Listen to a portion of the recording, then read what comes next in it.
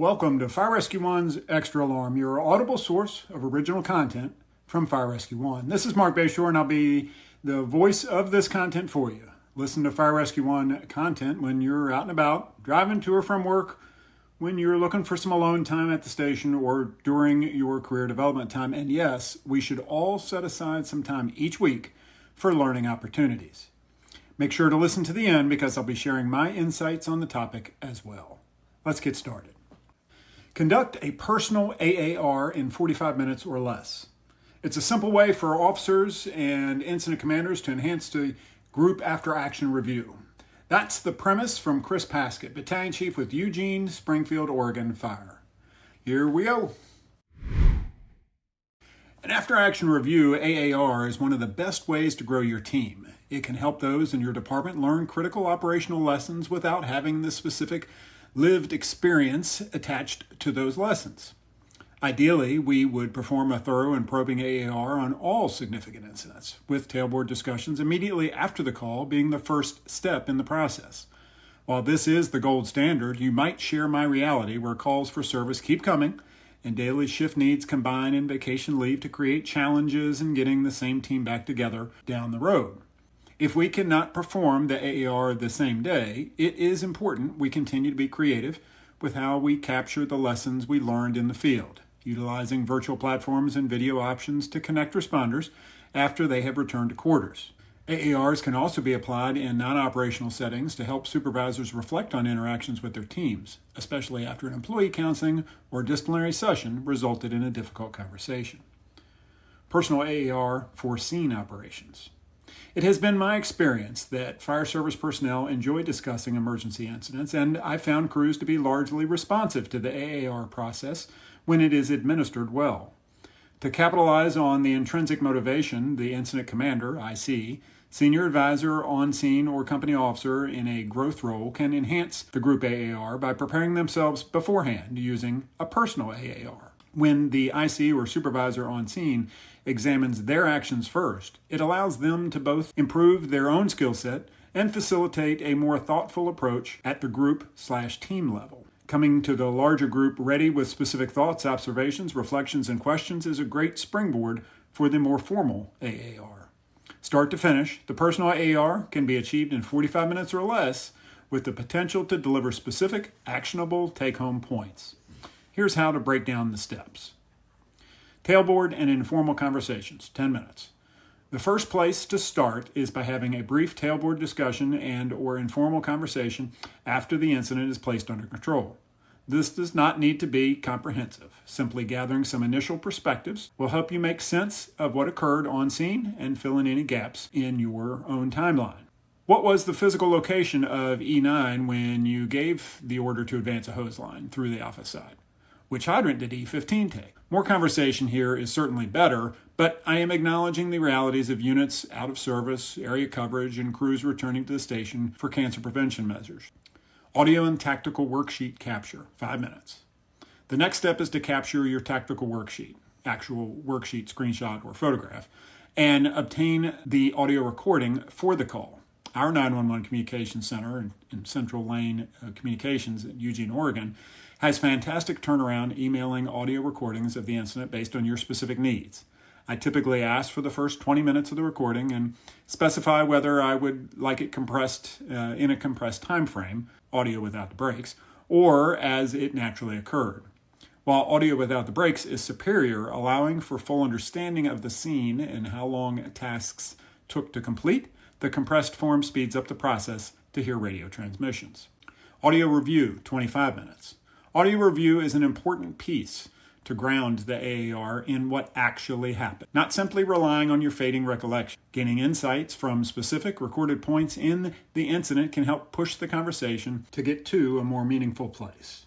As Peter Senge writes in his book, The Fifth Discipline, The Art and Practice of the Learning Organization, when everyone is working with the facts and the facilitator has established safety to speak freely, we can avoid an AAR pitfall of, quote, people reducing the living practice of AARs to a sterile technique, close quote, something I have certainly been guilty of. A caution when reviewing audio. It can be difficult to listen to yourself talk on the radio. You might not love hearing your imperfections, use of filler words like and assignments you made that were unclear. Push through and understand this process is both an essential part of your own growth and important to achieve an accurate portrayal of what happened. In short, while people are often complimentary after an incident, listening to the recording is the best way to know exactly how it went and what you might want to focus on in the future. I sit down with pen and paper and typically listen to that first 20 minutes or so of the incident, giving myself a few minutes to pause for review and note-taking. I am focusing on several areas of radio traffic with an emphasis on my own performance. You may want to consider different points based on your SOPs, SOGs, and operational priorities. My review often includes the following. Size up. Was my size up clear and concise? Did I hit my benchmarks? Did I declare an appropriate strategy and designate the alpha side of the structure? If I performed a command transfer, did it follow predetermined tenets? Incident action plan. Did I declare an incident action plan that was well understood by incoming crews? 360 survey. Did I complete or assign a 360 scene survey of the incident early? Task/location/objective. Did I use the task, location, objective, or comparable communication model? Did it translate to crew comprehension of their role in the operation? Airtime. Did I take tactical pauses and allow for units with priority traffic to break through? Was I efficient in my use of airtime? This can only be addressed if you obtain the audio in its entirety. Positive takeaways. What went smoothly? Did someone make a great catch on a scene hazard, recognized and took proactive action on an electrical drop line before it burned through and fell on responders? Or execute a difficult assignment? These are things we want to promote as our best practices moving forward. Gaps and issues. Were there any obvious gaps or issues that stood out? Did I miss radio traffic? Did a crew misunderstand an assignment? And was there an impact on the operation? Was there uncertainty because of my own communication failures? These are things we must discuss in the group AAR. Focal points. I usually have one skill I am working on personally, and I listen specifically for that in my review. Recently, it has been a focus on appropriate and efficient use of airtime drive incident communications. See above. My focal points can change from incident to incident. Recap and lead in to AAR, 5 minutes.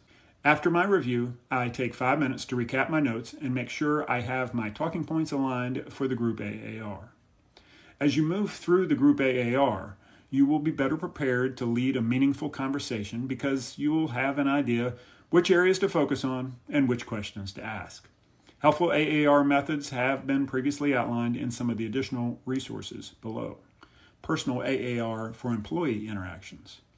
As supervisors, we have almost daily opportunities to connect with our teams. If we are honest and caring leaders focused on employee growth, some of these interactions are going to result in difficult conversations, whether coaching or counseling or in some cases administering discipline. It is vital that we perform a look back on our own actions to make sure we gave our teams every opportunity to succeed. Just like the operational AAR, the specific points you review from your personal interactions will change based on the circumstances surrounding the event. Background. Did I do my homework before I sat down with the employee? Did I know what I wanted to accomplish? Were my emotions in check? Did I have my facts straight? Did I come in with curiosity when appropriate so I could better understand the context around the decision or action in question? Expectations. Were my expectations clear? How were they initially communicated to the employee? Could a misunderstanding have occurred based on this communication or lack thereof? Connection. Did I feel like we connected, or was it a one-sided conversation? In other words, was there buy-in, or was this a transactional conversation? Resolution. Did the resolution leave the employee with a clear path forward? If discipline was administered, did I choose a path based on the principle of disciplining to the lowest level that changes behavior, if possible? Integrity. Did I demonstrate an honest, transparent, and consistent approach? Empathy. Did I consider or ask about the factors leading to the conversation? If there was a problem at home or the employee has consistently struggled at work, did I discover and acknowledge those factors in my decision matrix? Final thoughts. Whether conducting a review of our operational decisions or evaluating challenging employee interactions, assessing our performance as supervisors and acting on the information we gain is crucial for several reasons.